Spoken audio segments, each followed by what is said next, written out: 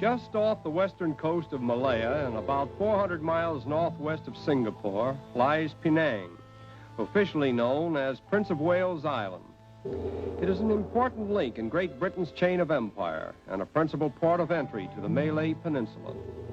The capital and largest city on the island is Georgetown, with about 160,000 inhabitants, the majority of whom are Chinese. The harbor of Georgetown is noted for its colorful conglomeration of boats from all parts of Malaya.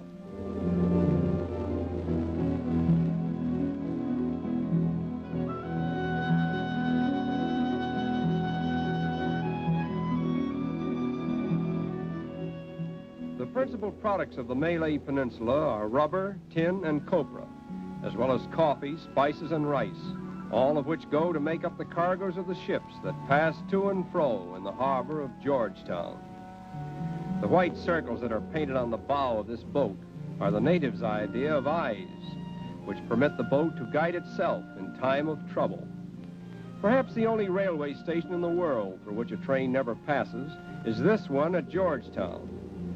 The railway terminus is on the mainland, and all passengers must use ferry steamers to connect with their trains. Of all the strange cargoes that have sailed into this harbor, the oddest were those of the Yankee clippers that carried cargoes of ice to Penang over a century ago. Even today we may see here ships that are not unlike the Yankee clippers of old.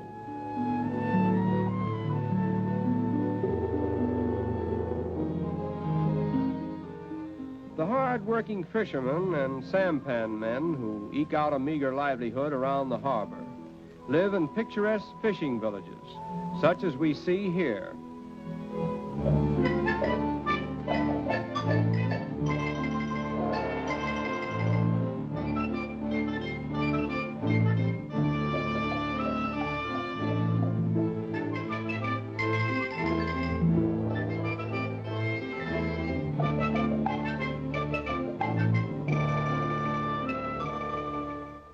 On the busy docks of Georgetown, we find a mixture of Chinese, Malays, and East Indians, the most aggressive of whom are the Chinese. The Tamil and the Hindu add to the stock of local labor. But of the many successful merchants here, the majority are Chinese, and their language, customs, and architecture are predominant.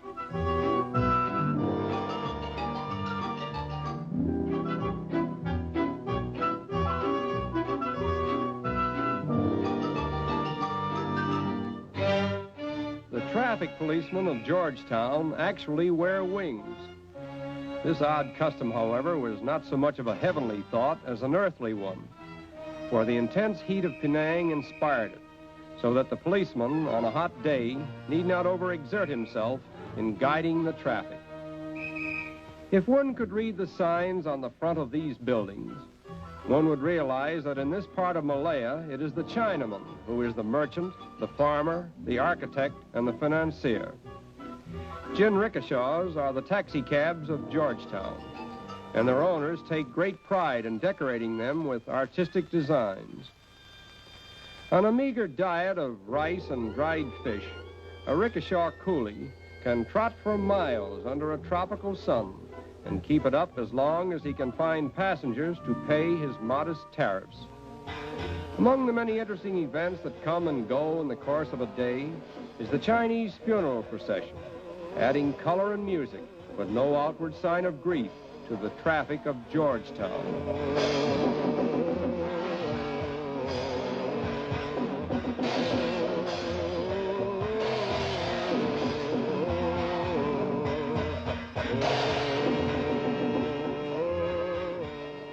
The mourning color is white, and the character of the funeral varies with the social and financial position of the deceased. Funerals are of great importance to the Chinese, and no sacrifice is too great for a son to make in behalf of his deceased parents. In fact, one of the most appropriate presents that a son can give to an aged father or mother is a coffin. Most of the native Malays are Mohammedans, and they would suffer crucifixion sooner than deny their faith. But they are not bigots. In fact, they are very tolerant and believe that the absence of hypocrisy is the beginning of true religion.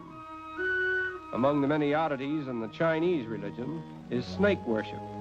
And for that purpose, this world-famous snake temple was erected in Penang. Ancestor worship and filial piety, however, form the real religion of the Chinese. A man shall ever pay tribute of deep reverence to his parents during their lifetime, to their spirits after death, and so to the spirits of all his ancestors. And this faith colors every act in the daily life of the individual Chinese.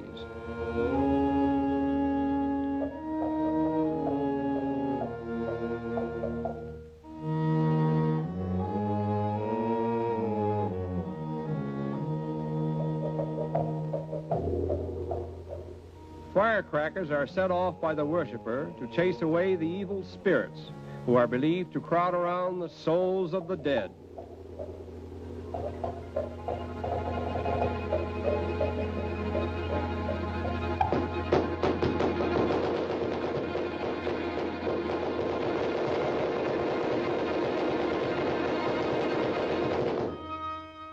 Chinese receptacles supporting wooden branches, called snake trees, are placed in and around the temple for the convenience of the sacred snakes.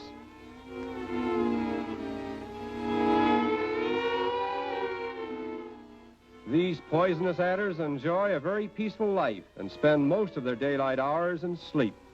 At night, they crawl about the temple, eating choice particles of food left for them by devout worshipers. And so goes the strange parade of religion around the world, in which the gods of mankind vary from sacred snakes to divine spirits. Down by the sea, we meet a group of the younger generation, representing the socially elite among the Chinese of Georgetown.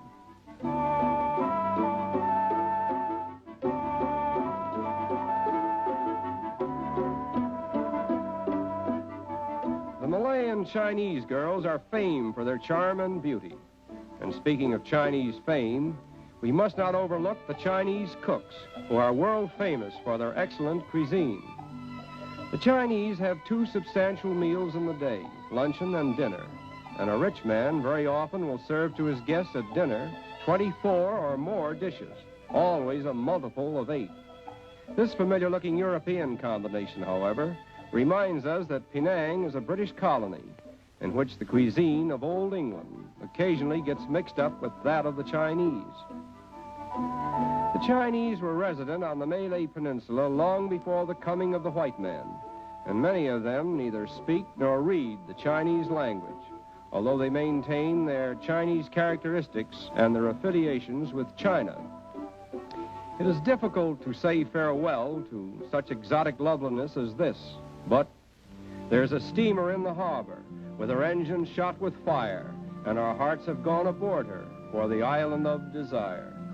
We are fevered with the sunset, we are fretful with the bay, for the wander-thirst is on us, and our souls are in Cathay. And it is with this thought that we say, farewell to Georgetown, the pride of Penang.